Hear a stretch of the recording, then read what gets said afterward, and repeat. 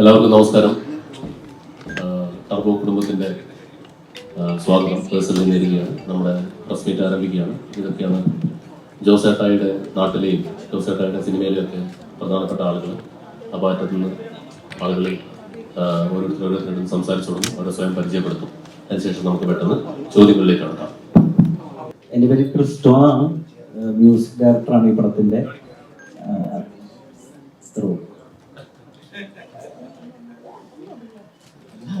Cristo ആണ് ഭ്രമയുഗത്തിൻ്റെ music director. ഇത് 4ാമത്തെ പടമാണ്. ഓക്കെ, അപ്പോൾ എല്ലാവർക്കും എൻ്റെ 2ാമത്തെ പടമാണ് മമ്മൂട്ടി കമ്പനിയോടൊപ്പം മമ്മൂക്കയോടൊപ്പം. ജെറി എന്നാണ് എൻ്റെ ക്യാരക്ടറിൻ്റെ പേര്. കൂടുതലൊന്നും പുറത്തേക്ക് പറയാൻ പാടില്ല എന്ന് MMT പ്രത്യേകം പറഞ്ഞിട്ടുണ്ട്. ബാക്കി ഓരോരുത്തർക്ക് കൊടുക്കാം, അടുത്ത ആൾക്ക് കൊടുക്കാം. ഹലോ, എൻ്റെ പേര് ആമിന നിജാം. ഞാൻ ഈ ടർബോ എന്ന് പറയുന്ന സിനിമയുടെ ഭാഗമാകുന്ന എനിക്ക് വലിയൊരു ഭാഗ്യമായിട്ടാണ് കാണുന്നത്. And it was nice experience working in the movie. ഈ പടത്തിൽ ഞാൻ നിരഞ്ജന എന്ന് പറയുന്ന ക്യാരക്ടറാണ് ചെയ്യുന്നത്. So that's it. Thank you. എല്ലാവർക്കും നമസ്കാരം. എൻ്റെ പേര് രാജ് ബി ഷെട്ടിയാണ്. So I work as actor and writer and director in Canada. ഈ പടത്തിൽ ഞാൻ ഒരു ക്യാരക്ടർ ചെയ്തിട്ടുണ്ട്, വെട്രിവേൽ ഷൺമുഖസുന്ദർ.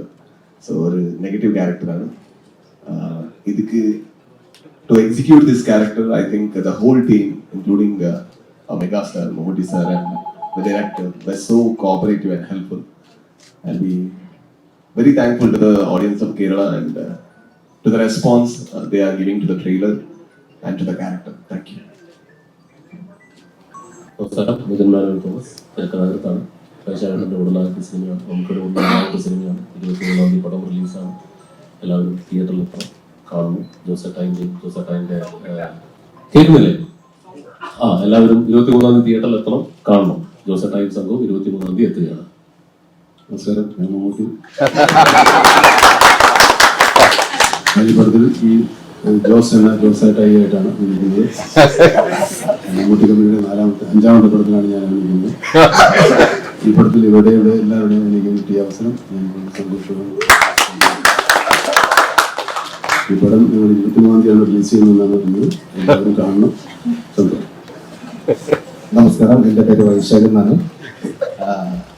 മമ്മൂട്ടി കമ്പനിയുടെ ആയിട്ട് ആദ്യമായിട്ടാണ് സിനിമ ചെയ്യുന്നത്. മമ്മൂക്കയോടെ ഇതിനു മുമ്പ് 2 സിനിമകൾ ചെയ്തിട്ടുണ്ട്. രസകരമായ ഒരു അനുഭവമായിരുന്നു, സിനിമയായിരുന്നു. എല്ലാവരും സിനിമ കാണണം. 23 സിനിമയാണ്. ഞാൻ നിങ്ങളുടെ വീട്ടിൽ പഠിക്കും. അതെ, എനിക്ക് വളരെ സന്തോഷം. ഞാൻ മമ്മൂക്കയുടെ കൂടെ 2ാമത്തെ പടമാണത്. പക്ഷേ ഇങ്ങനെ ഒരു പ്രസ് മീറ്റിങ്ങിൽ മമ്മൂക്കയുടെ കൂടെ ഇരിക്കുന്നത് ആദ്യമായിട്ടാണ്.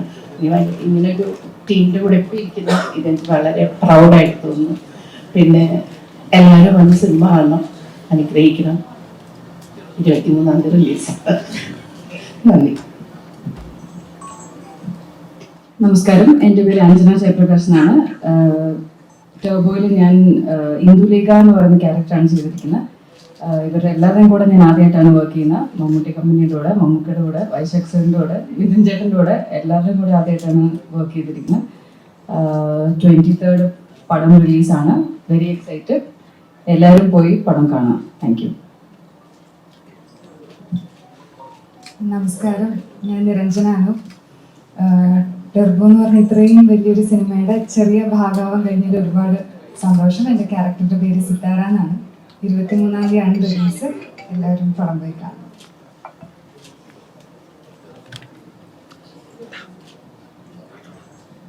നമസ്കാരം, ഞാൻ ജോണി ആന്റണി.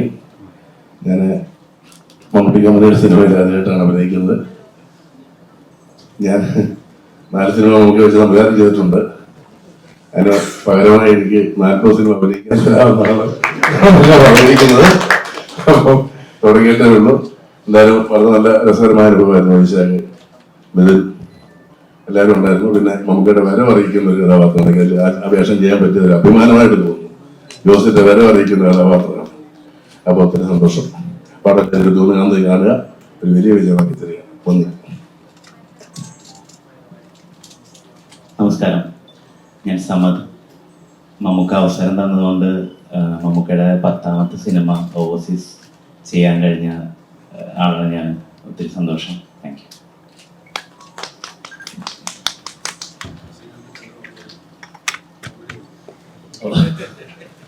സിനിമ ടർബോ ഒരു എന്റർടൈനറാണ്. ജോസഫ് നമുക്ക് വേറെ വേറെ വാക്കുകളാണ് സിനിമ വിശേഷിപ്പിക്കുകയാണെന്ന് അദ്ദേഹം പറയും. അപ്പോൾ ഞങ്ങളെല്ലാവരും എന്റർടൈനർ എന്നുള്ള വാക്കിൽ എല്ലാവർക്കും കാണാവുന്ന ഒരു സിനിമ എന്നുള്ള വാക്കിലാണ് ഞങ്ങൾ സ്റ്റിക്ക് ഓൺ ചെയ്യുന്നത്. തിയേറ്ററിൽ രസകരമാകും എന്നുള്ള പ്രതീക്ഷയോടുകൂടി ഹ്യൂമർ അറ്റംപ്റ്റ് ചെയ്തിട്ടുണ്ട്. ആക്ഷൻ ഉണ്ട്, നിങ്ങൾ ട്രെയിലറിൽ കണ്ടതാണ്. പിന്നെ ഒരുപാട് പ്രതിഭാതങ്ങളായ ആർട്ടിസ്റ്റുകളുണ്ട്, നല്ല സാങ്കേതിക പ്രവർത്തകർ ക്രിസ്റ്റോ അടക്കമുള്ളവർ ഇതിൻ്റെ പിന്നിൽ പ്രവർത്തിക്കുന്നുണ്ട്. മമ്മൂട്ടി കമ്പനിയുടെ 5ാമത് ചിത്രം ഒരുപാട് പ്രതീക്ഷയോട് കൂടിയാണ് ഞങ്ങൾ അണിയിച്ചൊരുക്കിയിട്ടുള്ളത്. അപ്പോൾ 23-ാം തീയതി എന്തായാലും സിനിമ തിയേറ്ററുകളിലേക്ക് എത്തുകയാണ്. എല്ലാവരും കാണുക, അഭിപ്രായങ്ങൾ അറിയിക്കുക, സിനിമ ഒരു വൻ വിജയമാക്കി മാറ്റുക. അതോടൊപ്പം ഇനി അല്പനേരം നിങ്ങളുടെ ചോദ്യങ്ങൾക്ക് മറുപടി പറയുന്നതാണ്. പെട്ടെന്ന് നിങ്ങൾക്ക് ചോദ്യങ്ങൾ ചോദിക്കാവുന്നതാണ്. ഇപ്പൊ ഈ മമ്മൂക്കയുടെ ഏറ്റവും ആളുകൾ ഇഷ്ടപ്പെടുന്ന ജോണർ വന്നത് ഈ ആക്ഷൻ കോമഡി എന്റർടൈൻമെന്റ് ജോണർ. അപ്പൊ ഈ ഇപ്പോഴത്തെ മമ്മൂക്ക ഓരോ ദിവസവും പുതിയ പുതിയ കാര്യങ്ങൾ പഠിക്കാൻ ആഗ്രഹിക്കുന്ന, എക്സ്പ്ലോർ ചെയ്യുന്ന, അല്ലെങ്കിൽ എല്ലാവരും അത് വിട്ടു നോക്കുന്ന ഒരു മമ്മൂക്കനെയാണ് ഒരുപാട് കുറച്ച് വർഷം കഴിഞ്ഞിട്ട് കൈ കിട്ടി. എങ്ങനെയൊക്കെ എക്സ്പ്ലോർ ചെയ്തിട്ടുണ്ട് പുതിയ? അടിപൊളി. മോന്റെ പേരെന്താ? അജിത്. അജിത്. ഞാനും അജിത്തിനെ പോലെ തന്നെ ഭയങ്കര കൗതുകത്തിലായിരുന്നു ഈ സിനിമയിലേക്ക് പോകുന്ന സമയത്ത്. കാരണം ഈ ടെറിട്ടറിയിലുള്ള, അതായത് ഈ സാഹചര്യത്തിലുള്ള കുറേ കഥാപാത്രങ്ങൾ നമുക്ക് ഇതിനുകൊണ്ട് ചെയ്തിട്ടുണ്ട്. ഞാൻ ഉദ്ദേശിക്കുന്നത് ഈ പ്രതലത്തിലുള്ള, ലൈക്ക് ഇപ്പോൾ അച്ചായൻ ക്യാരക്ടേഴ്സ് അല്ലെങ്കിൽ ഇടുക്കി ബന്ധപ്പെട്ടുള്ള ക്യാരക്ടേഴ്സ് ഒക്കെ. അപ്പോൾ ഈ കാലഘട്ടത്തിൽ ഇങ്ങനെ ഒരു പ്രതലത്തിൽ നിന്നും ഒരു സിനിമ വരുമ്പോൾ നമുക്ക് അത് എങ്ങനെയായിരിക്കും ചെയ്യാൻ പോകുന്നത് എന്നുള്ളത് മിഥുൻ ഞങ്ങൾ ഈ കഥ ചർച്ച ചെയ്യുന്ന സമയം മുതൽ കൗതുകമാണ്. അപ്പം ഞങ്ങളിങ്ങനെ ഓരോന്ന് പ്ലാൻ ചെയ്തിട്ടുണ്ടാവുമല്ലോ, ഇങ്ങനെയായിരിക്കും മിഥുൻ ഓരോ ഡയലോഗുകളൊക്കെ ഇങ്ങനെ ഡെലിവറി ചെയ്ത് കാണിക്കും, നമുക്ക് ഇങ്ങനെ ചെയ്യുമ്പോൾ ഇങ്ങനെയായിരിക്കും. അപ്പോൾ എൻ്റെ കൗതുകം മുഴുവൻ മമ്മൂക്ക ഇത് എങ്ങനെയാണ് ചെയ്യാൻ പോകുന്നത് എന്നുള്ളതാണ്. കാരണം എനിക്ക് 100% ഷുവറാണ് ഒരിക്കലും മമ്മൂക്ക മുമ്പ് ചെയ്തൊരു കഥാപാത്രത്തെ റിപ്പീറ്റ് ചെയ്യില്ല. ആ രീതിയിൽ അതൊരിക്കലും പെർഫോം ചെയ്യാൻ പോകുന്നില്ല. അപ്പോൾ പലതവണ ഞാൻ ഈ പ്രശ്നം നടക്കുന്ന സമയത്ത് നമുക്ക് ഇവിടെ ചോദിച്ചിട്ടുണ്ട് ഇതെങ്ങനെയായിരിക്കും നമുക്ക് ചെയ്യണം, അതൊക്കെ ഉണ്ട് എന്ന് പറഞ്ഞു. അതല്ലാതെ ഡീറ്റെയിൽ പറഞ്ഞില്ല. എന്തായാലും ഞാൻ ഈ സിനിമയിൽ ഈ ഇതേ കൗതുകത്തോടെയാണ് ഈ സിനിമയെ സമീപിച്ചത്. ഈ ഷൂട്ടിംഗ് നടന്ന 104 ദിവസവും ഞാൻ എൻജോയ് ചെയ്തത് പുതിയ കാലഘട്ടത്തിലെ അഭിനയ രീതികളനുസരിച്ച്, പുതിയ കാലഘട്ടത്തിലെ സിനിമകളുടെ രീതികളനുസരിച്ച് ആ പെർഫോമൻസിന്റെ മീറ്ററിൽ ഈ കഥാപാത്രത്തിനൊരു ഫ്രെയിം ഉണ്ടാക്കി ആദ്യം മധ്യാന്തം അത് അതേ രീതി തുടർച്ചയായി. കാരണം ഇതിനകത്ത് ഇപ്പോൾ ഒരു കാര്യം മാത്രമല്ല, ആക്ഷൻ ഉണ്ടാവാം, ഫൺ ഉണ്ടാവാം, ഇമോഷൻസ് ഉണ്ടാവാം, മാറ്ററുകൾ ഉണ്ടാവാം. പല രീതികളിലൂടെ സിനിമ സഞ്ചരിക്കുമ്പോഴും ഈ കഥാപാത്രത്തിന്റെ ആ മീറ്റർ അതേപോലെ തുടർന്ന് ഈ പുതിയ കാലഘട്ടത്തിൽ അനുസരിച്ചിട്ടുള്ള പെർഫോമൻസ് ആണ് ഇതിൽ ചെയ്തിരിക്കുന്നത്. ഞാൻ ഭയങ്കര രസമായിരുന്നു അതിൽ കണ്ടുകൊണ്ടിരുന്നപ്പോൾ. നിങ്ങൾക്കും സിനിമ കാണുമ്പോൾ അത് എന്റർടൈൻ ചെയ്യാൻ പറ്റുമെന്നും, ഒരുപക്ഷെ പുതിയ കാലഘട്ടത്തിൽ സിനിമ ചെയ്യുന്ന മാസ് സിനിമ അല്ലെങ്കിൽ ഇങ്ങനെ കൊമേഴ്സ്യൽ സിനിമകൾ എങ്ങനെ ചെയ്യാം എന്നുള്ള രീതിക്ക് ഒരു പെർഫോമൻസ് റെഫറൻസ് ആയി അതുണ്ടാവുമെന്നാണ് ഞാൻ വിശ്വസിക്കുന്നത്. Thank you. എന്നാണ് വിശേഷം? ഇല്ല, ഞങ്ങൾ അങ്ങനെ വിളിക്കുന്നത്. ജോസേട്ടാ എന്നാണ് വിശേഷം? നല്ല വിശേഷം. സുഖമായിട്ട് പോകണം.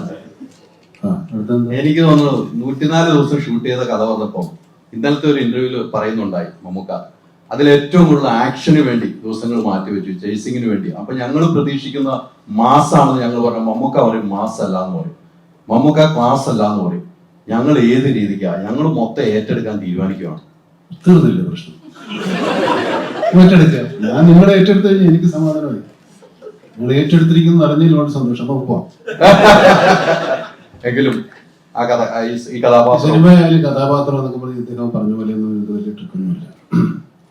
നമ്മൾ സാധാരണ സിനിമയിൽ വിളിക്കാൻ വരുന്ന പോലെ സിനിമയിൽ വിളിച്ചിട്ടുണ്ട്. പിന്നെ ഈ പറഞ്ഞ പോലെ ഈ മലയോര കഥാപാത്രങ്ങൾ ഒരുപാട് ഞാൻ അഭിനയിച്ചിട്ടുണ്ട്. പക്ഷെ എവിടെയെങ്കിലുമൊക്കെ ചെറുതായിട്ടൊക്കെ വരും. കാരണം ആ ബെൽറ്റിൽ എല്ലാ ചെറിയ നുവാൻസസ് മാത്രമേ വ്യത്യാസം ഉണ്ടാവുള്ളൂ മനുഷ്യന്. എന്നാലും പരമാവധി.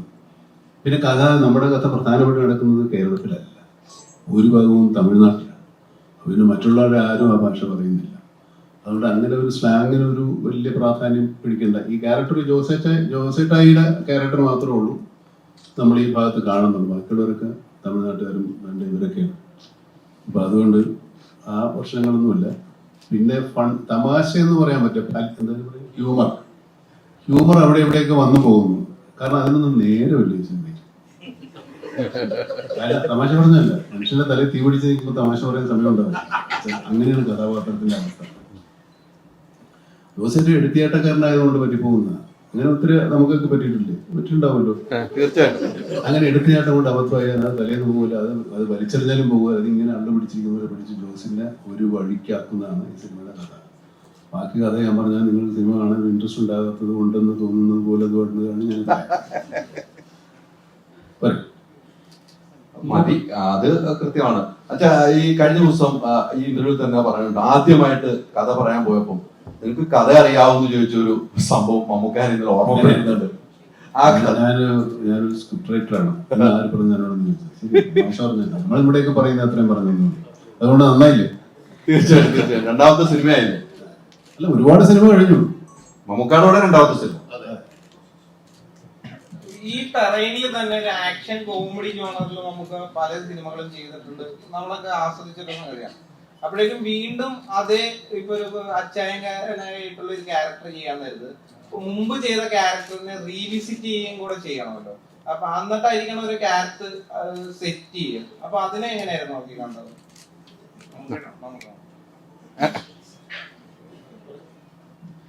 റീവിസിറ്റിംഗ് ഒന്നുമില്ല. ആ കഥാപാത്രത്തുമായിട്ട് യാതൊരു സാമ്യം ഉണ്ടാകാതിരിക്കുന്ന ശ്രമമാണ്. റീവിസിറ്റ് ചെയ്യുമ്പോൾ അതുപോലെ തന്നെ പറയണ്ടേ. അങ്ങനെ വരാതിരിക്കാനാണ് ഞാൻ സാധാരണ ശ്രമിക്കുന്നത്. ഇതങ്ങനെ ഉണ്ടായിട്ടില്ല. കാരണം അങ്ങനത്തെ ആ വന്നുപോയ കഥയിലെ കഥാ സന്ദർഭങ്ങളല്ല ഈ സിനിമ. അതാണ് അതിൻ്റെ വ്യത്യസ്തമാക്കുന്നത്. നമ്മൾ ഈ പറഞ്ഞ പോലെ കഥാപാത്രം പരിസരങ്ങളും തമ്മിൽ വ്യത്യാസമാകുമ്പോൾ കഥാപാത്രം ധന്യമാകും. നമ്മൾ ഒരേ കഥ തന്നെ പല സ്ഥലത്തെടുക്കുമ്പോൾ പല കഥകളായിട്ട് മാറുന്നു. ഇപ്പോൾ കർണൻ്റെ കഥ എടുക്കാത്ത ഒരുപാട് സിനിമകൾ, എല്ലാ പടത്തിലും കർണൻ ഒരുപോലെയല്ലല്ലോ. അതുപോലെ കഥാപാത്രത്തിന്റെ കഥാപരിസരങ്ങൾ മാറുന്നുണ്ട് ഈ സിനിമയിൽ മൊത്തമായിട്ട്. അപ്പോൾ കഥ മാറും, കഥാപാത്രവും മാറും. അങ്ങനെയൊക്കെ അല്ലേ എടുക്കാനുള്ളൂ. നമുക്ക് പറയണ്ടായി ദുബായ് ലോഞ്ചില് ഇതൊരു സാമ്പിള് മാത്രമാണെന്ന് പറഞ്ഞു. അപ്പം ട്രെയിലറിനെ പറ്റില്ല. അല്ല, അതെ, ഇതൊരു സാമ്പിള് മാത്രമാണ്. അപ്പൊ യഥാർത്ഥ വെടിക്കെട്ട് ഇനി വരാനിരിക്കുന്നേ ഉള്ളൂ. ഒഴിച്ചടിക്കല്ലേ? അത് വെടിക്കെട്ടാണെന്ന് നിങ്ങൾക്ക് തോന്നുന്നുണ്ടെങ്കിൽ ചിലപ്പോൾ വന്നേക്കാം. തോന്നട്ടെ എങ്ങനെയെങ്കിലും. ഉടക്കല്ലേ ട്രിപ്പിൾ സ്ട്രോങ് ആണോ?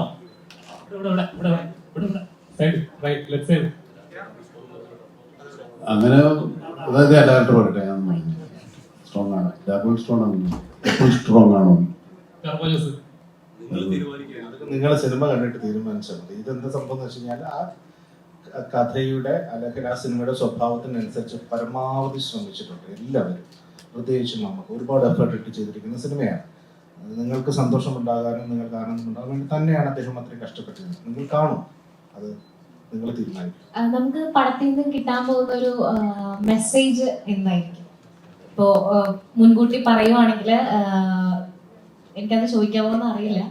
ഞാൻ കേട്ടൊരു കാര്യമാണ്, ചോദിക്കാമോ?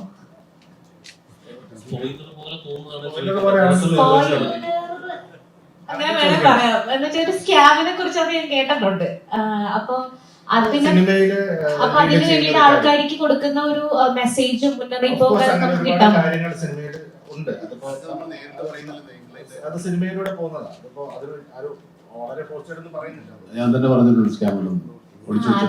ചോദിക്കുന്നത് എന്താണ്? എല്ലാവർക്കും അറിയാൻ പറ്റും സ്കാമുണ്ട്. അതെ, നമുക്ക് അത് പറഞ്ഞിട്ടുണ്ട്. അപ്പൊ അതുകൊണ്ടാണ് ഞാൻ ചോദിച്ചത്. അതിന് പേടിക്കാനൊന്നും. പിന്നെ ഒരു കാര്യം കൂടി ചോദിച്ചോട്ടെ, വൈശാഖ് സാറിന്റെ കാര്യം. നമുക്ക് കുഴപ്പമൊന്നുമില്ല. ട്രെയിലറിൽ നമ്മളൊരു റിഫൈൻഡ് ഷോട്ട് കാണുന്നുണ്ട് തോക്ക് വെച്ചിട്ട്. അത് ഇതുവരെ ഞാൻ മലയാളത്തില് അങ്ങനെ ഷോട്ട് കണ്ടിട്ടില്ല. അത് ഭയങ്കര ബ്യൂട്ടിഫുൾ ആയിട്ട് ആണ് എടുത്തേക്കുന്നത്. അപ്പൊ അതിനെ പറ്റി ഒന്ന് ഷോട്ട് നമുക്ക് തന്നെയാണ് എടുത്തിരിക്കുന്നത്.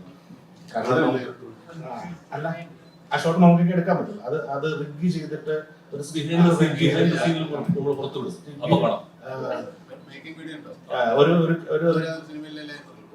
ഒരു ക്യാമറ റിഗ് ചെയ്തിട്ടാണ്.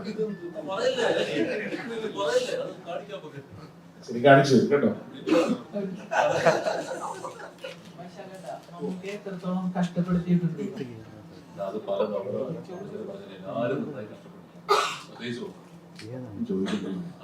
വീണ്ടും വീണ്ടും ഓർമ്മിക്കരുത്.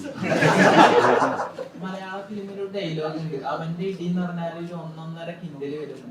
ടർബോ ജോസിന്റെ ഇടിക്ക് എത്ര കിൻഡൽ ഉണ്ടാവും? കൊണ്ടു നോക്ക് അല്ലെങ്കിൽ കണ്ടു നോക്ക്. രാജ്ഭൂഷണി,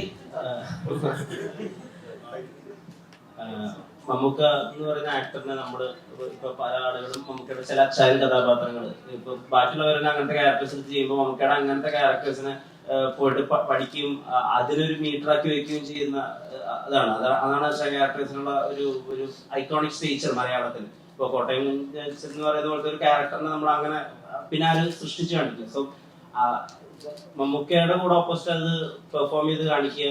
നിങ്ങളും ആദ്യമായിട്ടാണല്ലോ അങ്ങനെ കൊമേഴ്ഷ്യലി ആയിട്ടുള്ള ഒരു വില്ലനായിട്ട് എത്തുന്നത്. മമ്മൂക്കയെ നമ്മൾ കുറച്ച് കാലത്തിന് ശേഷമാണ് ഇത്രയും കൊമേഴ്ഷ്യൽ ആയിട്ടുള്ള ഒരു പ്രൊട്ടഗോണിസ്റ്റ് ആയിട്ട് കാണുന്നത്. സോ എന്തൊക്കെ പുതിയത് കൊമേഴ്ഷ്യൽ സിനിമയെ പറ്റിയിട്ട് മമ്മൂക്കയിലൂടെ മനസ്സിലാക്കി? Everything I learned here is new.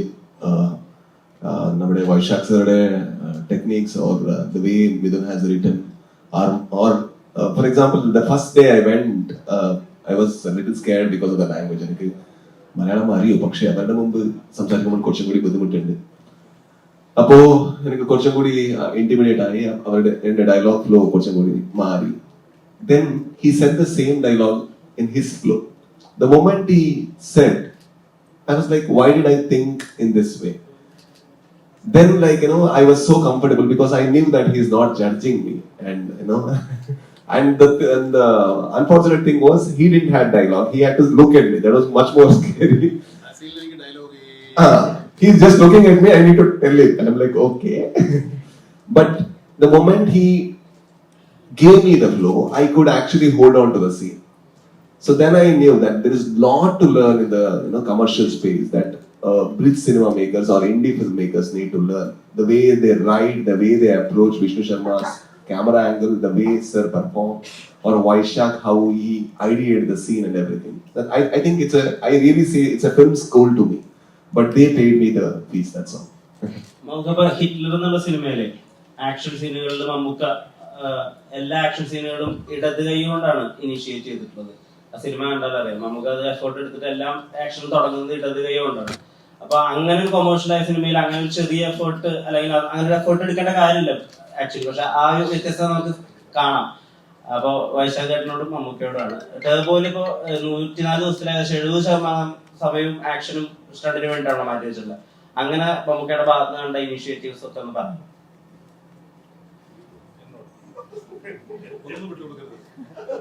ഒന്നാമത് പറയാൻ സമ്മതിക്കില്ല.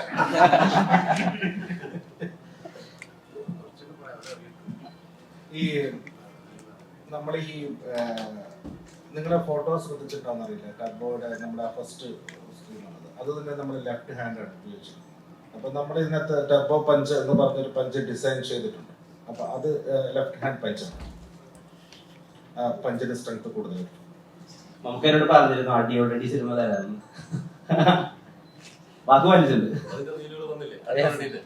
ഈ ഇപ്പം ഭീഷ്മത്തിൽ നമ്മൾ നോക്കാൻ നേരത്ത് അതിന്റെ ഫൈറ്റ് സീക്വൻസിലൊക്കെ ബോൾട്ട് പോലത്തുള്ള ന്യൂ ടെക്നോളജീസുമായിട്ട് നമുക്ക് മല്ലിടുന്നതാണ്, ഇല്ലെ അതിനെ തോൽപ്പിക്കുന്നതാണ്. അപ്പം നേരെ മറിച്ച് ഇപ്പം ടർബോയിൽ വരാൻ നേരത്ത് ഫൈറ്റ് സീക്വൻസിന്റെ അത് ഇപ്പം ട്രെയിലർ കട്ട്സിലൊക്കെ നമ്മൾ കണ്ടത് ഗംഭീരമായിട്ടുള്ള ഷോട്ട്സ് കാര്യങ്ങളൊക്കെയാണ്. അതിനെ എങ്ങനെയായിരുന്നു ഈ ടെക്നോളജിയുമായിട്ട് മമ്മൂക്കയുടെ മല്ലിടല്? അപ്പൊ ഈ ഡയലോഗ്സ് എഴുതുമ്പോഴും എന്തൊക്കെ എഫേർട്ടുകൾ ആ ഒരു ഫാൻ ബോയിൽ നിന്ന് ഉണ്ടായിട്ടുണ്ട്? നമ്മൾ അങ്ങനെ ഒരു ഭയങ്കര ചീസി ഡയലോഗുകൾക്ക് ഇതിനകത്ത് അങ്ങനെ കാര്യമായിട്ട് ശ്രമിച്ചിട്ടില്ല. ഇപ്പോൾ ജോസേട്ടായി പറഞ്ഞതുപോലെ തലയ്ക്ക് മീതെ പ്രശ്നങ്ങൾ വന്ന് നിൽക്കുമ്പം വർത്തമാനം പറയാൻ പോലും പറ്റാത്ത അവസ്ഥയിലാണ് പുള്ളി പല ഘട്ടങ്ങളിലും നിൽക്കുന്നത്. പിന്നെ ഉള്ള ഡയലോഗുകൾ, രസമുള്ള ഡയലോഗുകൾ ഉണ്ടെന്ന് ഞാൻ വിശ്വസിക്കുന്നത് പുള്ളി പറയുമ്പോൾ അതിനൊരു ഭംഗി ഉണ്ടാവുമല്ലോ. ആ ഭംഗി നിങ്ങൾക്ക് പ്രതീക്ഷിക്കാമെന്ന് എനിക്ക് തോന്നുന്നു. നമ്മൾ എഴുതിയിട്ടേ ഉള്ളൂ, ബാക്കി അദ്ദേഹത്തിന്റെ കയ്യിൽ അദ്ദേഹം പറയുമ്പോൾ ഉണ്ടാവുന്നൊരു ഭംഗിയുണ്ടല്ലോ, അതുണ്ടാവും. ഈ കഥ പറയാൻ പോകുമ്പോൾ മമ്മൂക്കായിട്ട് രണ്ടാമത്തെ സിനിമയാണ് ചെയ്തത്. ഈ കഥ പറയാൻ പോകുമ്പോൾ മമ്മൂക്കായുമായിട്ട് സംസാരിക്കുമ്പോൾ ഇത്തരം ഒരു കഥയാണ് ചെയ്യുന്നത്. നമുക്ക് തോന്നുന്നു കുറെ ആക്ഷൻ ഉള്ളതുകൊണ്ടാണ് വീണ്ടും വീണ്ടും ചോദിക്കുന്നത്. വേറെ പല രീതിക്ക് മേക്കിംഗ് ചെയ്ത സ്ക്രിപ്റ്റ് എഴുതിയിട്ടുള്ള ആളുകളാണ്. ഈ കഥ പറയുമ്പോൾ മമ്മൂക്ക എങ്ങനെയാണ് താങ്കളെടുത്തൊരു പ്രതികരണം നടത്തിയത് ആദ്യം ഫസ്റ്റ് ടൈം? ഞാനും വൈശാഖും കൂടെ പൂനെയിൽ കണ്ണൂർ ലൊക്കേഷനിൽ പോയിട്ട് കഥ പറയുമ്പോൾ കഥ കേട്ടപാടെ പുള്ളി അത് ഇത്രയും ആക്ഷനോട് കൂടി തന്നെയാണ് പറഞ്ഞത്. പുള്ളി അത് നോക്കി അടിച്ചു. അതൊരു ചലഞ്ചായിട്ട് ഏറ്റെടുത്തുകൊണ്ടായിരിക്കുമല്ലോ ഇങ്ങനെ ഒരു സിനിമ ചെയ്യാമെന്ന് തീരുമാനിച്ചത്. അപ്പം ഒരുപാട് ആക്ഷനുണ്ട്, ഒരുപാട് നൈറ്റ് സീക്വൻസുകളുണ്ട്. അപ്പോൾ അത് പുള്ളി അത് അപ്പം തന്നെ അത് ഓക്കെ അടിച്ചതിന്റെ കാരണം അതൊരു ചലഞ്ചായിട്ട് ഏറ്റെടുക്കാൻ തീരുമാനിച്ചതുകൊണ്ടായിരിക്കുമെന്ന് എനിക്ക് തോന്നി. അത് അങ്ങനെ തന്നെ ആയിരുന്നു. അത് ഞാൻ തന്നെയാണ് പ്രൊഡ്യൂസ് ചെയ്യുന്നതെന്ന് പറഞ്ഞു. അതെ, അത് മറ്റൊരു ചലഞ്ച്. നമുക്ക് ഇതിന്റെ സ്റ്റണ്ട് മാഷിനെ ഞാൻ കഴിഞ്ഞ ദിവസം കണ്ടിരുന്നു. നമ്മുടെ മാഷിനെ കണ്ടപ്പോൾ ഇവിടെ ഒരു സിനിമയുടെ ലൊക്കേഷൻ മാഷ് പറഞ്ഞൊരു ഡയലോഗാണ്. എനിക്ക് ഞാൻ ചോദിക്കുകയാണ്, മമ്മൂക്ക വീണ് കിടന്നു നമ്മൾ ഇതിൽ കാണില്ലോ, വീണ് കഴിഞ്ഞപ്പോൾ എഴുന്നേറ്റ് കഴിഞ്ഞപ്പോൾ വേറൊരു ഡോപ്പിട്ട് ചെയ്യാമെന്ന് മമ്മൂക്ക അത് വേണ്ട, ഇത് ഞാൻ തന്നെ ചെയ്യുമെന്ന്. 95% മമ്മൂക്ക തന്നെയാണ് ചെയ്തതെന്നാണ് അദ്ദേഹം നമ്മളോട് പറഞ്ഞത്. ശതമാന കണക്കുകളൊന്നും എടുക്കേണ്ട കാര്യമില്ല. ടെക്നോളജിയുടെ ഭാഗമായിട്ട് വിടും. മമ്മൂക്കയുടെ എല്ലാ എഫേർട്ടും എടുത്തിട്ടുണ്ട്. അതാ മമ്മൂക്ക ഫുൾ ചെയ്തു എന്നാണ് പറഞ്ഞത്. അതാണ് നമുക്ക് സമ്മതിക്കില്ല. അങ്ങനെ വേറെ അദ്ദേഹം അതിൽ മാത്രമല്ല, നമ്മള് തന്റെ ബോഡി ലാംഗ്വേജിന് ഭയങ്കരമായി കോൺഷ്യസ് ആയിട്ടുള്ള ആളാണ്. അപ്പൊ അങ്ങനെ ഒരുപാട് ഷോട്ടുകൾ എടുക്കാൻ സമ്മതിക്കുന്ന ഒരാളല്ല പുള്ളി. അതിനുവേണ്ടി ഫൈറ്റ് ചെയ്യുന്ന ആളാണ്. നിങ്ങൾ സിനിമയുടെ എന്റർടൈൻമെന്റ് ആയി കാണും, അത് എൻജോയ് ചെയ്യും. മമ്മൂക്ക ഫൈറ്റ് ചെയ്തേക്കുവാണ്. അത് ഫൈറ്റ് ചെയ്തിരിക്കാം, മമ്മൂക്കയെ വെച്ച് ഷൂട്ട് ചെയ്യാൻ വേണ്ടി ഫൈറ്റ് ചെയ്തിരിക്കുക. അതാണ് സത്യം. ജോൺ ചേട്ടാ നേരത്തെ പറഞ്ഞ പോലെ 4 സിനിമകൾ മമ്മൂക്കാനെ വെച്ചിട്ട് ഇതൊരു അവസരം ഇല്ല. ഇപ്പോഴാണ് തന്നെ മമ്മൂക്ക 5ാമത്തെ സിനിമയാണ്, മമ്മൂട്ടി കമ്പനിയാണ്. ഇനി 400 സിനിമയെന്നാണ് പറഞ്ഞിരിക്കുന്നത്, 40 സിനിമയെന്നാണ് പറഞ്ഞിരിക്കുന്നത്. സത്യമാണെങ്കിൽ ഒന്ന് മമ്മൂക്കയുടെ അടുത്ത് വിളിച്ചെന്ന് ചോദിച്ചൊന്ന് ഉറപ്പിക്കണമല്ലായിരിക്കും. ഇല്ല, ഞാനും മമ്മൂക്കയും അങ്ങനെ ഉറപ്പിക്കേണ്ട കാര്യമില്ല. ഒരു മാനസിക വ്യാപാരമുണ്ട്, അതാണ് എന്റെ വിശ്വാസം. ഈ ജോണിച്ചാന്റെ കഥാപാത്രം എന്ന് പറയുകയാണെങ്കിൽ ഇതിന്റെ കഥാപാത്രം എന്ന് പറയുന്നത് കുഴപ്പമില്ലാന്ന് തോന്നുന്നു. ഞാൻ എന്റെ കഥാപാത്രം പറഞ്ഞാൽ ഇതിന്റെ മൊത്തത്തിലുള്ള തൊഴിൽ പോകും. അത് പറയാൻ നമുക്കിവിടെ വരാതിരിക്കുന്ന ഒരു കഥാപാത്രമാണ്. ഈ ഉത്സവ സ്ഥലങ്ങളിലൊക്കെ ഈ കടകൾ, പെരുന്നാൾ കടകൾ വാടകയ്ക്ക് എല്ലാവരും വിളിച്ചെടുക്കുകയല്ലേ, അങ്ങനെ എടുക്കുന്ന ഒരാളാണ്. അതുകൊണ്ട് ജീവിക്കുന്ന ഒരാളാണ്.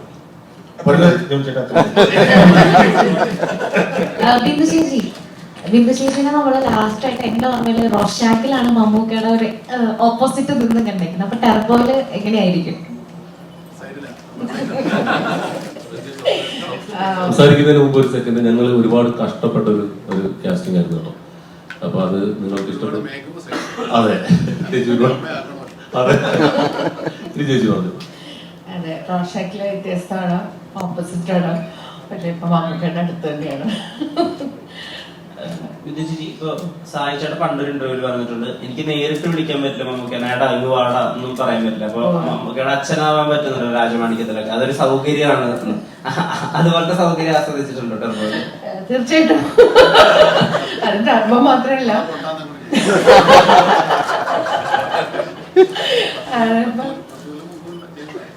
അതെ അതെ, ബസ് കണ്ടക്ടർ എന്ന് പറഞ്ഞ മൂവിയിലാണ് ആദ്യം മമ്മൂക്കയുടെ ഉമ്മയാണത്. എനിക്ക് സെക്കൻഡ് ടൈമാണ്. എനിക്ക് വളരെ സന്തോഷമാണ്. ഈ പറഞ്ഞതൊക്കെ ഞാനും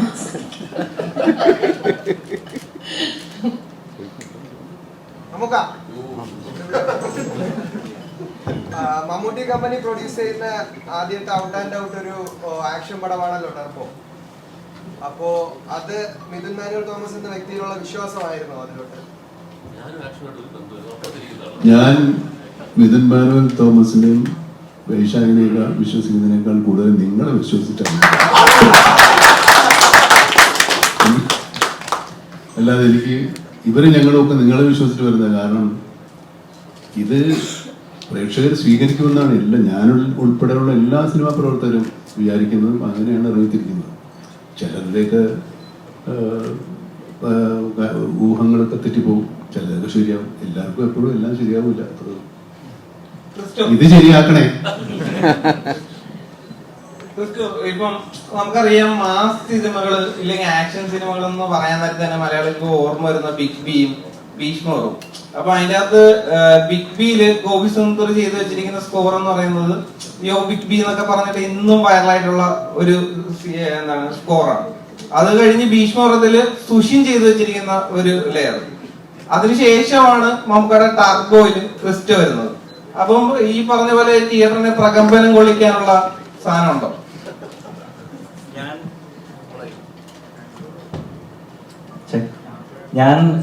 ഞാൻ ആദ്യം ഫേസ് ചെയ്ത ഇഷ്യൂ എന്ന് വെച്ച് കഴിഞ്ഞാൽ ബ്രഹ്മയുഗം അത്യാവശ്യം സ്പേസ്ഡ് ഔട്ട് ആയിട്ട് സൗണ്ട് സ്കേപ്പും പരിപാടികളും മാക്സിമം എലമെന്റ്സ് കുറച്ച് ആ ക്ലാസ് മെയിൻറ്റെയിൻ ചെയ്ത് ചെയ്യാനാണ് ശ്രമിച്ചത്.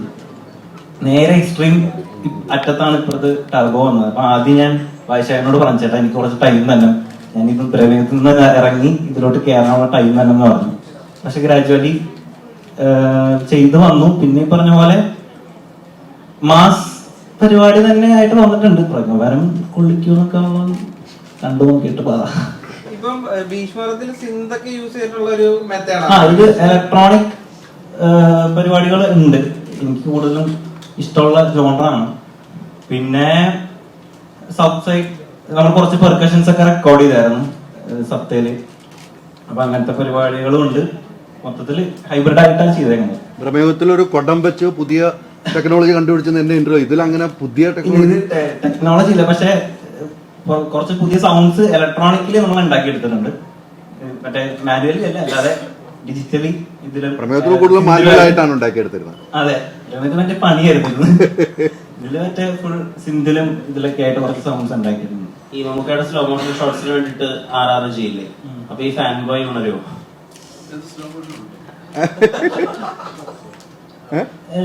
ക്യാരക്ടറിന് സിനിമയ്ക്ക് എന്ത് കൊടുക്കാൻ പറ്റും? ഉറപ്പായിട്ടും ഇതുണ്ട്. പക്ഷെ അറ്റ് ദി എൻഡ് എനിക്ക് അഡ്രിനാല് കിട്ടുന്നുണ്ടോ? എനിക്ക് അഡ്രിനാല് കിട്ടുന്ന വരെ വർക്ക് ചെയ്തിട്ടുണ്ട്. എനിക്ക് അഡ്രിനാല് കിട്ടിയിട്ടുണ്ട്. എന്താ നോക്കാം. ശബരീഷ്, ഇപ്പൊ ഈ നമുക്കടെ അനിയൻ സ്ഥാനത്തേക്ക് വരുന്ന കഥാപാത്രങ്ങൾ ചെയ്തവരൊക്കെ കുറച്ച് പേരെടുത്തിട്ടുണ്ട്. ഇപ്പൊ അത് നമുക്ക് റഹ്മാനിൽ കാണാം, ബിജു മേനോനിൽ കാണാം, ജയറാമിൽ കാണാം. അങ്ങനെ എല്ലാ ആളുകളിലും നമുക്കടെ അനിയൻ സ്ഥാനത്ത് അല്ലെങ്കിൽ നമ്മുടെ കൂടെയുള്ള ആളാവുന്നത് ഒരു കരിയർ അപ്ഗ്രേഡാ. ഇപ്പൊ ടർബോ ആ വിധത്തിലൊരു അപ്ഗ്രേഡ് ആയിരിക്കും ആണെന്നല്ലേ പറഞ്ഞ. ഇപ്പൊ ആവട്ടെ, സന്തോഷമല്ലേ ഉള്ളൂ. അതിന് നമുക്ക് 23-ാം തീയതിക്ക് ശേഷം അറിയാം.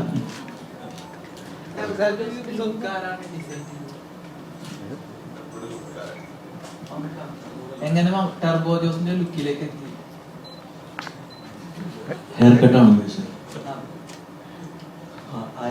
ആരും ഒന്നും പറഞ്ഞില്ല.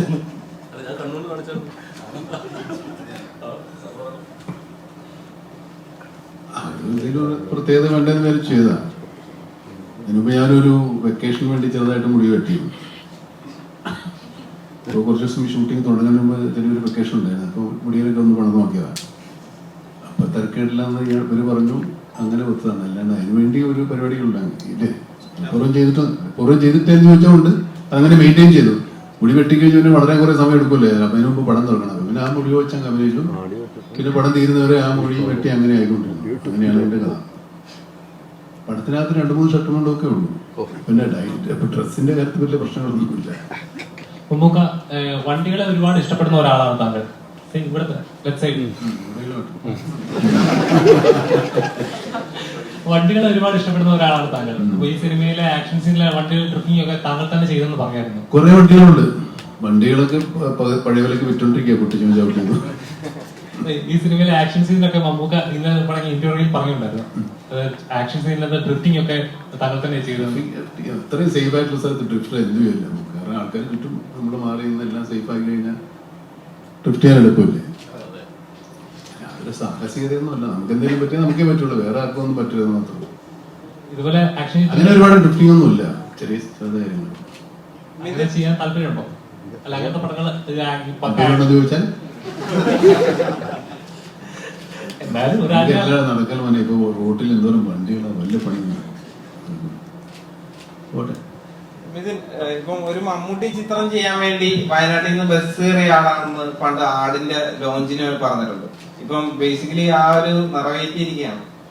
എങ്ങനെ തോന്നുന്നു? സന്തോഷം.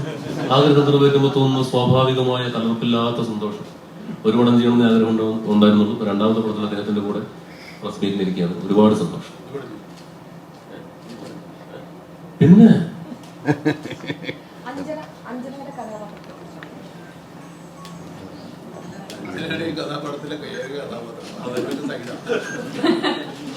എന്റെ കഥാപാത്രത്തിന്റെ പേര് ഇന്ദുലേഖ എന്നാണ്. അതിൽ കൂടുതൽ എന്താ പറയുന്നത്? ഓക്കെ, ബാങ്കിൽ വർക്ക് ചെയ്യുന്ന, ബാങ്ക് മാനേജറായിട്ട് വർക്ക് ചെയ്യുന്ന ഒരാളാണ്. പിന്നെ ഇൻട്രസ്റ്റിംഗ് ആണ് എങ്ങനെ ടർബോ ജോസിനെ മീറ്റ് ചെയ്യുന്നു, ആ കഥ എങ്ങോട്ടാണ് പോകുന്നത് എന്നൊക്കെ വളരെ ഇൻട്രസ്റ്റിംഗ് ആണ്. അതിന് പടം കാണേണ്ടി വരും. പക്ഷേ ഇപ്പം മാസ് ഫിലിം എന്ന് പറയാൻ നേരത്ത് പ്രേക്ഷകന് സ്വാഭാവികമായിട്ട് അവന്റെ ചിന്തകൾ, ഇമാജിനേഷൻസ് അസോസിയേറ്റ് ചെയ്യുന്ന കുറെ ചിത്രങ്ങൾ, ഇപ്പൊ നായകനാണെങ്കിലും ബിഗ് ബി ആണെങ്കിലും ഭീഷ്മറാണെങ്കിലും അത്തരം കുറെ ചിത്രങ്ങളായിരിക്കും മനസ്സിൽ ആദ്യം വരിക. അപ്പം ഈ ഒരു മമ്മൂക്കാനെ വെച്ചിട്ട് ഒരു ആക്ഷൻ സിനിമ ചെയ്യണം എന്നൊരു തോന്നലുണ്ടാകുന്നിടത്ത് ഇങ്ങനത്തെ ഇമാജിനേഷൻസിനെ ബ്രേക്ക് ചെയ്യണമെന്നൊരു തോട്ട് ഉണ്ടായിരുന്നു. ഒന്ന്, ഇത് ആക്ഷൻ ഡ്രാമ ജോണറിൽ പെടുന്ന സിനിമയാണ്. ഇതിനങ്ങനെ ഒരു പ്യൂർ മാസ് സിനിമ എന്ന് പറയാമെന്ന് എനിക്കല്ല. ആക്ഷൻ ഡ്രാമയാണ് ഇതിൻ്റെ ഒരു പ്രോപ്പർ ജോണർ എന്ന് പറയാവുന്നത്. പിന്നെ കുറച്ച് ഹ്യൂമർ എലമെന്റ്സുകൾ കഥാപാത്രത്തിന്റെ ഭാഗമായി, കഥയുടെ ആ കഥാപാത്രം ട്രാവൽ ചെയ്യുന്നതിന്റെ ഭാഗം അയാൾ തന്നെയുള്ള ഒരു ഹ്യൂമർ എലമെന്റ് ഉണ്ട് എന്നല്ലാതെ അതല്ലെങ്കിൽ ഇതൊരു ആക്ഷൻ ഡ്രാമ ജോണറിൽ പെടുന്ന സിനിമയാണ്. അതിന്റെ നമുക്ക് നേരത്തെ സൂചിപ്പിച്ചതുപോലെ അത് ട്രാവൽ ചെയ്യുന്ന പ്രതലങ്ങൾ വേറെ വേറെയാണ്. നമ്മളിപ്പോൾ നേരത്തെ നിങ്ങൾ സൂചിപ്പിച്ച സിനിമകളിലൊന്നും ഉള്ള ഒരു സാഹചര്യങ്ങളിലൂടെ അല്ല ഈ കഥാപാത്രം ട്രാവൽ ചെയ്യുന്നത്. അപ്പോൾ ആ ഒരു വ്യത്യാസം അല്ല അതിൽ തന്നെ ഉണ്ടാവുന്നുണ്ട്, സിനിമയുടെ യാത്രയിൽ ഉണ്ടാവുന്നുണ്ട്. അപ്പൊ അതിനൊന്നും വേണ്ടി നമ്മളൊന്നും പ്രത്യേകിച്ച് ചെയ്യേണ്ടി വരുന്നില്ല. പിന്നെ ട്രീറ്റ്മെന്റിന്റെ മെത്തേഡുകളിലൊക്കെ ഉള്ള കാര്യങ്ങളിൽ ഓരോ കാലഘട്ടത്തിനനുസരിച്ചിട്ടുള്ള മാറ്റങ്ങൾ ഉണ്ടാവും, സ്വാഭാവികമായും ഈ സിനിമയിലുണ്ടാവും. മമ്മൂട്ടി ചിത്രം ചെയ്യാൻ നേരത്തെ എപ്പോഴും മമ്മൂക്കാനെ കൊണ്ട് ഫൈറ്റ് ചെയ്യിപ്പിക്കാൻ ആഗ്രഹിക്കുന്ന ഒരാളാണല്ലോ. അപ്പം അത് എന്തുകൊണ്ടാണ് ആ ഒരു അത് ഞാൻ പൊതുവെ ആക്ഷൻ സിനിമകൾ കൂടുതൽ ചെയ്യുന്നതുകൊണ്ടാണ്. സ്വാഭാവികമായും അതിൽ ഹീറോസ് ആക്ഷൻ ചെയ്യേണ്ടി വരുമല്ലോ. അപ്പൊ അങ്ങനെ ആക്ഷന് പ്രാധാന്യമുള്ള സിനിമയാണ് ഈ സിനിമയും. അപ്പൊ അതിനൊരു ഡിസൈനും കാര്യങ്ങളൊക്കെ നമ്മൾ ചെയ്ത് പ്രിപ്പയർ ചെയ്ത് ഡിസ്കസ് ചെയ്തിട്ട് തന്നെയാണ് ചെയ്യുന്നത്. മിനിസ്റ്റർ രാജ വരാറായി. വേണം. അതെ, ഇനിയിപ്പോ നമുക്ക് ടർബോ കഴിയട്ടെ. ടർബോയിലെ നമ്മുടെ ഈ ജോസേട്ടായി എന്ന് വിളിക്കുന്ന ജോസ് നാട്ടിൻപുറത്തെ ചെറിയ പള്ളിപ്പറമ്പിലൊക്കെ ചെറിയൊരു ഷോ അടിയും എന്തെങ്കിലുമൊക്കെ വഴക്കം വെച്ചാൽ അങ്ങനത്തെ ഒരു അടിക്കാരനല്ല. അല്ലാണ്ട് വലിയ ഗുണ്ടയോ റൗഡിയോ മാഫിയ കിങ്ങോ അങ്ങനത്തെ ഉള്ള ആളൊന്നുമല്ല. നാട്ടിൻപുറത്തൊരു ഡ്രൈവറാണ്. ടൂറിസ്റ്റുകളെ ഈ ഹൈ റേഞ്ചസിൽ കൊണ്ടുവന്ന് ഭയങ്കര അവിടെ ചില ഡ്രിഫ്റ്റിംഗ് ഒക്കെ ചെയ്ത് അങ്ങനെ അവരെ ഇംപ്രസ് ചെയ്യുന്ന ആളാണ്. പക്ഷെ അത് പടത്തിൽ കാണിക്കുന്നില്ല. ഈ പുള്ളി ഇയാളെക്കാൾ 100 ഇരട്ടി ബലമുള്ള ആൾക്കാരുടെ മുമ്പിൽ പെട്ട എന്തായാലും സ്ഥിതി. അതാണ് ഈ സിനിമ ചുരുക്കി പറഞ്ഞത്. അതിനകത്തുള്ള അടിയെ നടക്കൂല. മനസ്സിലാവുന്നില്ല ഞാൻ പറഞ്ഞു. നമ്മളെങ്ങാനും പോയി സാധാരണ മനുഷ്യരെ പോയി എവിടെയെങ്കിലുമൊക്കെ പെട്ടാൽ വീട്ടിൽ കൊണ്ട് പോകുമ്പോൾ പക്ഷെ ജോസ് പിടിച്ചു നിൽക്കുന്നു എന്നുള്ള നമ്മുടെ ഒരു സമാധാനം. അതിന്റെ ഒരു സർവൈവൽ സ്വഭാവമുണ്ട് സിനിമയ്ക്ക്. കഥ ഞാൻ പറഞ്ഞില്ലെന്ന് പറയുന്നത് അതാണ് കഥ. ഇപ്പൊ ട്രൂത്ത് ബ്ലോഗറിന്റെ ഈ ട്വിറ്റർ ഹാൻഡിൽസിലൊക്കെ ആളുകൾ ചോദിക്കുന്ന ചോദ്യങ്ങളുണ്ട്. അതായത് ടർബോ ആണ് ഏറ്റവും അധികം വലിയ റിലീസ് വരാൻ പോകുന്നത് പുറത്തുള്ള സ്ഥലങ്ങളിലൊക്കെ, ഇതായിരിക്കും ഏറ്റവും വലിയ കളക്ഷൻ ഉണ്ട്, അങ്ങനെ കുറെ ചോദ്യങ്ങൾ വരൂല. അതിനോടൊക്കെയുള്ള പ്രതികരണം എങ്ങനെ? മലയാള സിനിമയിൽ ഇതുവരെ ഇറങ്ങാത്ത രാജ്യങ്ങളിൽ നിന്നടക്കം എൻക്വയറി വരുന്നുണ്ട്. അവിടെ റിലീസാവണമെന്ന് തന്നെയാണ് എൻ്റെ ആഗ്രഹം. പക്ഷെ ഇതെല്ലാം ഇക്കാടെ അപ്രൂവലനുസരിച്ചിരിക്കും. ഇക്ക ഓക്കെ പറഞ്ഞാൽ എല്ലായിടത്തും ഉണ്ടായിരിക്കും. അതൊരു വലിയ റിലീസ് തന്നെ ആയിരിക്കും. റിലീസാവട്ടെ, ആൾക്കാർ കാണട്ടെ. ഇപ്പൊ 80 തരൂ പറയും. ഇതേ നമ്മൾ കേട്ടിട്ടില്ലാത്ത രാജ്യങ്ങളൊക്കെ ഉണ്ട്. ആണ് തമാശ. അവിടെ ഈ പറയുന്നതോടെ ഒരുപാട് നമ്മുടെ ആൾക്കാരുണ്ടാവുമല്ലോ. ഒരു ഷോ 2 ഷോ 3 ഷോ പിന്നെ ഓരോ ദിവസം കൂടുതൽ ഷോ അങ്ങനെയൊക്കെ വരുന്നുണ്ട്. ഏതായാലും ആളുകൾ എന്തൊക്കെ പ്രതീക്ഷിക്കുന്നുണ്ട്. അതാണ് വേറൊരു ടെൻഷൻ.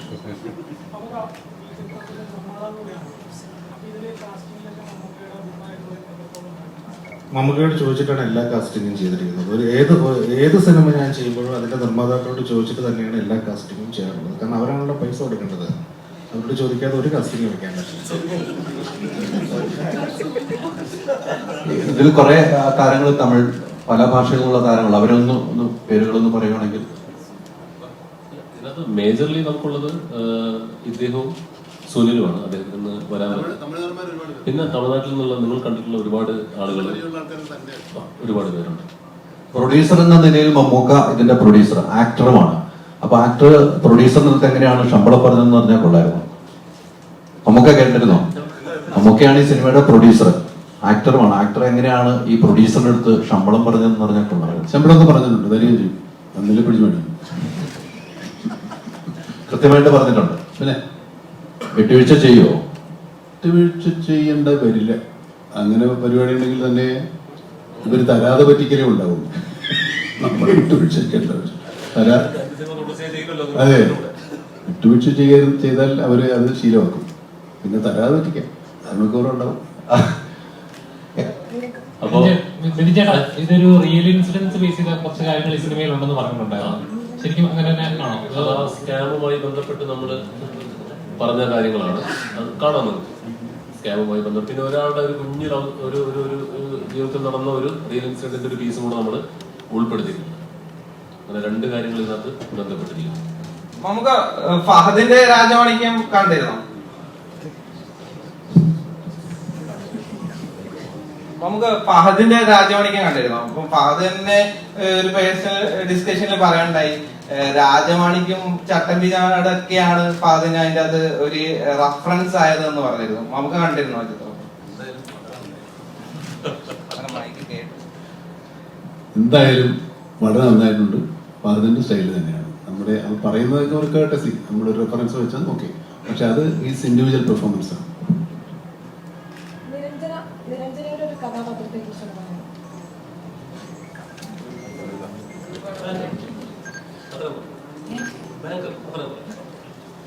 നിരഞ്ജേട്ട പറഞ്ഞ സിത്താര എന്നാണ് ക്യാരക്ടറിന്റെ പേര്. ഭയങ്കര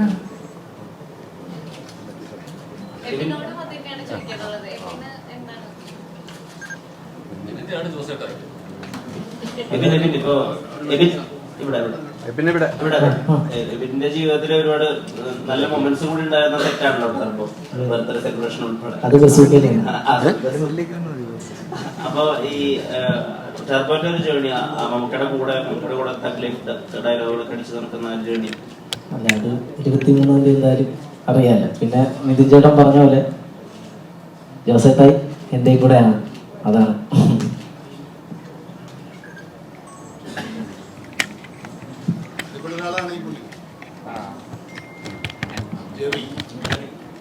എന്റെ കാര്യം ഇപ്പം നിലവില് മമ്മൂക്കയുടെ സ്ക്രിപ്റ്റ് സെലക്ഷനെ കുറിച്ച് പാനലിൽ തന്നെ ശ്രദ്ധിക്കപ്പെടുന്ന പല സ്റ്റേറ്റ്മെന്റ്സും പല സെലിബ്രിറ്റീസും പറയുന്നുണ്ട്. ഒരു ക്രിയേറ്റർ എന്ന നിലയിൽ എങ്ങനെയായിരുന്നു ഇതിനൊക്കെ നോക്കി കാണാം മമ്മൂക്കയുടെ സ്ക്രിപ്റ്റ് സെലക്ഷൻസും കാര്യങ്ങളും? I think the first question I asked him when I met him was the same thing, because I'm a director who acts, and I'm very scared when I act in other script, because it's not only about selecting the script, it's also about then selecting the team, and selecting the team which actually is very passionate when we go on ground. Some people might write it very well, but they may not execute very well. Some might execute very well, they may not promote very well. So these are the stages that cinema has. So how do you select the script is the question that I had. And he said one beautiful thing, that is like, art is risky. I think that's the beauty of art. The moment we want to make it risk-free, then the whole fun is gone. So whenever he chooses a director or a script, he always chooses risk, and in spite of it he goes. I think that is something like the whole industry, the Indian industry or the world need to observe and learn. അതിനകത്ത് ഏറ്റവും excited ആയ സംഗതി എന്ന് stardom വേണ്ട, image വേണ്ട എന്നൊരു തോട്ടാണല്ലോ. അല്ല, അത് I think we need to learn it. It's not easy to have, everybody is insecure, especially artists. To have no insecurities when you select script and for example, the moment somebody 1,000 people clap, you want 2,000 people to clap. Then you don't make films which are personal to 50 people. But that is not the case with Mammootty sir. He makes a film which might be completely personal like Kadal, and also a thriller and horror thriller like Brahmayugam, and then he comes with a turbo. I don't know how. Maybe he need to explain, but it's beautiful to see and wonder. അപ്പോൾ ഈ ചോദിച്ചതിനുള്ള ഒരു നമ്മുടെ ആർട്ടിസ്റ്റുകളുടെ list കൂടെ നിങ്ങൾ ചോദിച്ചതെന്ന് പറയാം. കബീർ സിംഗ് ദുഹാൻ അറിയാലോ, അദ്ദേഹമുണ്ട്. പിന്നെ തമിഴ്നാട്ടിൽ നമുക്ക് അരുൾദാസ് എന്ന് പറഞ്ഞ ആർട്ടിസ്റ്റ് ഉണ്ട്. പിന്നെ വസന്ത് രവി ഉണ്ട്, നമോ നാരായണൻ. അങ്ങനെ 80ഓളം പേര് നമുക്ക് പുറത്തുനിന്നുള്ള ചെറുതും വലുതുമായ കഥാപാത്രങ്ങളെ അവതരിപ്പിക്കുന്നുണ്ട്. പിന്നെ ഫീനിക്സ് പ്രഭു അറിയാലോ, ഷാജി നടുവിൽ, അവരൊക്കെ നമ്മുടെ പോസ്റ്ററിൽ കണ്ട ആളുകളൊക്കെ ടെക്നീഷ്യന്മാരായിട്ടുണ്ട്. പിന്നെ ഈ കാണുന്ന ഞങ്ങളൊക്കെയാണ് ക്യാമറയ്ക്ക് മുന്നിലും പിന്നിലുമായിട്ടുള്ളത്. ഇത്രയും പറഞ്ഞു വന്നെന്ന് ചോദിച്ചിട്ടുണ്ടെങ്കിൽ ഇത്ര നേരം ഞങ്ങളോട് സഹകരിച്ച എല്ലാവർക്കും നന്ദി അറിയിച്ചുകൊണ്ട് നമ്മുടെ പത്രസമ്മേളനം ആർ.ജെ. ബാലാജി എന്ന് പറയുന്ന തമിഴ്നാട്ടിലെ ഡയറക്ടർ ഈ അടുത്ത് പറഞ്ഞിരുന്നു, മറ്റൊരു ആക്ടർ അവിടുത്തെ വലിയൊരു സൂപ്പർ സ്റ്റാറിനെ വെച്ച് സിനിമ ചെയ്യിപ്പിക്കുമ്പോൾ നരയിടാൻ വരെ അവർ കുറെ നേരം ഡിസ്കസ് ചെയ്യേണ്ട വന്നു. നരയിട്ടാൽ എങ്ങനെയായിരിക്കും, ഇമേജിനെ ബാധിക്കുന്നു. മമ്മൂക്ക എപ്പോഴും മമ്മൂക്കയുടെ സൗകര്യത്തിനല്ല, സിനിമയുടെ സൗകര്യത്തിനാണ് നിന്നിട്ടുള്ളത്. അത് ആ ഒരു ലവ് ഉണ്ടല്ലോ സിനിമയോട്, അതിന് വരുന്ന കാര്യം നേരത്തെ പറഞ്ഞ ലവ്, സിനിമയോടുള്ള ലവ്, പാഷൻ. എനിക്ക് സിനിമയെ അല്ലാതെ ഒരു വഴിയും വേറെ ഞാൻ കാണില്ല. ഈ സിനിമ ഇല്ലെങ്കിൽ എൻ്റെ കാര്യം കുഴപ്പത്തിലോ, എൻ്റെ ശ്വാസം നിന്ന് പോകും. Thank you. നമുക്ക് ആ ഡയലോഗ്, ട്രെയിലറിൽ പറഞ്ഞ ആ ഡയലോഗ്, ലാസ്റ്റ് ഡയലോഗ് ഉണ്ട്, നമുക്ക് ഒന്ന് പറഞ്ഞു പ്ലീസ്. അല്ല നമുക്ക് ആ dialogue ഒരു കാര്യമുണ്ട്. എനിക്ക് വേണ്ടി ഒരു പടം വരച്ച ഒരു കുട്ടി, അത് നമുക്ക് ഈ ഡയലോഗ് എന്തായാലും പറയണം കേട്ടോ. നമുക്ക് ഒരു കുട്ടിയുണ്ട്. ആ കുട്ടിയെ നമുക്ക് വിളിക്കാം. ആ കുട്ടി ആ ഡയലോഗ് ഒന്ന് പറയണം. അല്ല നമുക്ക് ആ ഡയലോഗ് പറയുമ്പോൾ നമുക്ക് പടത്തിലേ പറയുള്ളൂ. അല്ല ഇതിന് ആ ഡയലോഗും ഇതും മമ്മൂക്കയെ കൊണ്ട് പറയിപ്പിച്ചോണ്ട് എന്ത് ഡയലോഗ് നമുക്ക് വീണ് കഴിഞ്ഞു. ഞാൻ വീഴുവാണല്ലോ. ഞാൻ വീഴുവാണെങ്കിൽ എന്റെ കൂടെ 10-15 പേരും കൂടെ നമുക്ക് ഞങ്ങൾ സിനിമയ്ക്ക് വേണം. ഞങ്ങൾ 10-15 പേരുമായിട്ട് സിനിമയ്ക്ക് പോകാൻ തീരുമാനിച്ചിരിക്കുന്നു. എങ്ങനെയുണ്ട്? ഓടിക്കണ്ട നമുക്ക്. വീഴരുത് ഒരിക്കലില്ല. മുന്നിൽ ഇരുന്ന് 10-15 പേരോടെ പോകും. ഒരുത്തനും വീഴരുത്. എല്ലാവരും നല്ല എനർജി ആയിട്ട് നിൽക്കണം. പുരുഷമായിട്ടിരിക്കും. എനിക്ക് ഒരു ജോർജ് ചേട്ടോ വേണ്ട, എടുത്തു പോകും. Thank you. കുട്ടി വന്നോ?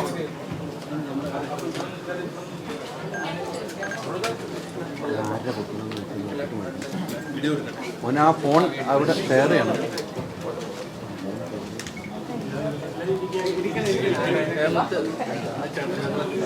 ശബരി നിൽക്കുമ്പോ ഞങ്ങൾ കിട്ടില്ല.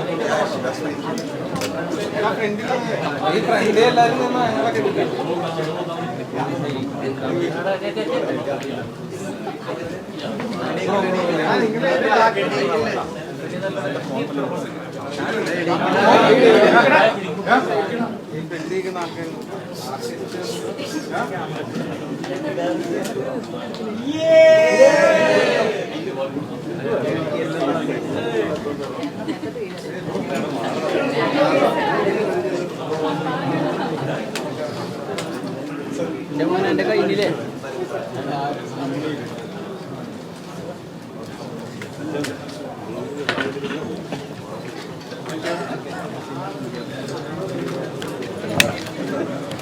ചിത്രം വെച്ച കുട്ടി